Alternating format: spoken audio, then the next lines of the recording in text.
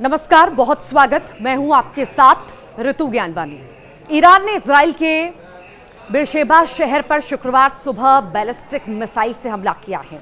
Times of Israel की report के मुताबिक मिसाइल माइक्रोसॉफ्ट ऑफिस के नजदीक गिरी है। इसमें कई कारों में आग लग गई, आसपास के घरों को भी नुकसान पहुंचा और इसमें 6 लोग घायल होना बताए जा रहे हैं।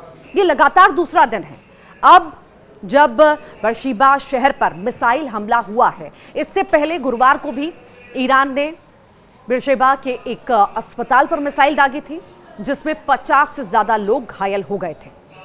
न्यूयॉर्क टाइम्स की एक रिपोर्ट में कहा गया है कि अमेरिका का मानना है कि ईरान और परमाणु हथियार बनाने की पूरी क्षमता रखता है।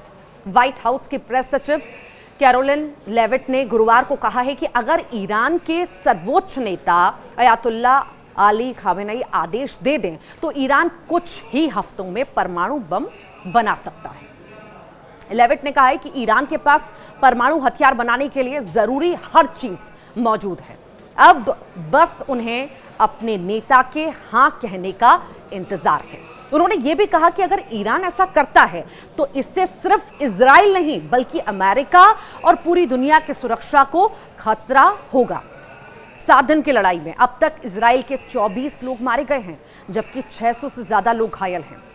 तो वहीं वॉशिंगटन में एक ह्यूमन राइट्स ग्रुप ने दावा किया कि ईरान में मौत का आंकड़ा अब 639 हो चुका है और 1329 लोग घायल हैं। तो वहीं लेबनान में संसद के स्पीकर, सबसे सर्वोच्च शिया नेता और हिजबुल्लाह के करीबी सहयोगी नबी बेरी ने कहा है कि लेबनान जंग में ईरान का साथ नहीं देगा। उन्होंने ईरान को हमारी जरूरत नहीं है, उन्होंने कहा है, समर्थन की जरूरत इजराइल को है। नबी बेरी ने गुरुवार रात स्थानीय न्यूज़ चैनल पर बातचीत के दौरान ये बयान दिया था। अंतर्राष्ट्रीय परमाणु ऊर्जा एजेंसी IAEA को जानकारी मिली है कि इजरायली हमले में ईरान के होंडब हैवी वाटर रिसर्च सेंटर की कई इमारतें बुरी तरह से क्षतिग्रस्त हो गई हैं। इनमें वो यूनिट भी शामिल है जहां पर डिस्टिलेशन का काम होता है। ये जानकारी खुद एजेंसी ने एक्स पर एक पोस्ट के जरिए दी है। साथ ही साथ इजराइल के नागरिकों को साइप्रस से वापस लाने के लिए खास मिशन के तहत पहला क्रूज जहाज आज सुबह अशदोद पोर्ट पर पहुंच गया। ये लग्जरी जहाज क्राउन आइरिस साइप्रस के लिमासोल शहर से चला था और इसमें करीब 2000 इजरायली सवार थे। इस मिशन का नाम है ऑपरेशन सेफ रिटर्न।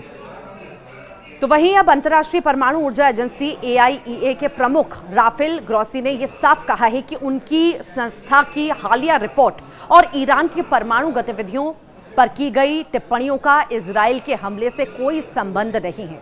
तो वहीं ऑस्ट्रेलिया ने ईरान की राजधानी तेहरान में स्थित अपना दूतावास बंद कर दिया है और अपने सभी अधिकारियों को देश छोड़ने का आदेश दे दिया है।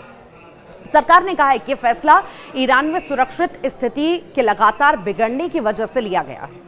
सरकार ने ईरान में मौजूद सभी ऑस्ट्रेलियाई नागरिकों से भी कह दिया है कि अगर संभव हो तो वे भी सुरक्षित तरीके से देश छोड़ दें। ईरान ने इजराइल के